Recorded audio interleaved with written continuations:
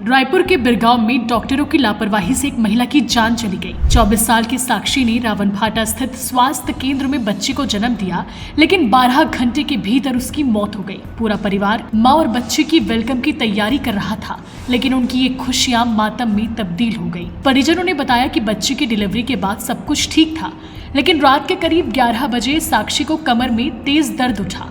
जब परिजन डॉक्टरों को बुलाने उनके कमरे में गए तो वहां पर कोई मौजूद नहीं था। बगल के कमरे में वार्ड बॉय लेटा हुआ था। उसे फौरन साक्षी के पास ले जाया गया तो उसने महिला को एक इंजेक्शन लगा दिया और कहा कि दर्द थोड़ी देर में ठीक हो जाएगा, वक्त लगेगा। लेकिन 1.5 से 2 घंटे के बाद साक्षी बिल्कुल शांत हो गई।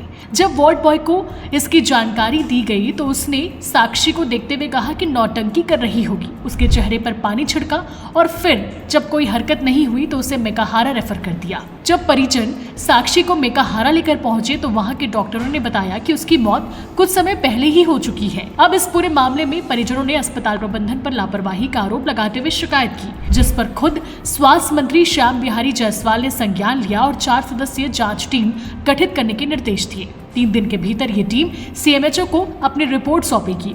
इस मामले में गुस्साए लोगों ने खमतराई थाने का घेराव भी किया और जिम्मेदारों पर कड़ा से कड़ा एक्शन लेने की मांग की। अब देखने वाली बात होगी कि अस्पताल प्रबंधन के खिलाफ क्या कार्रवाई होती है।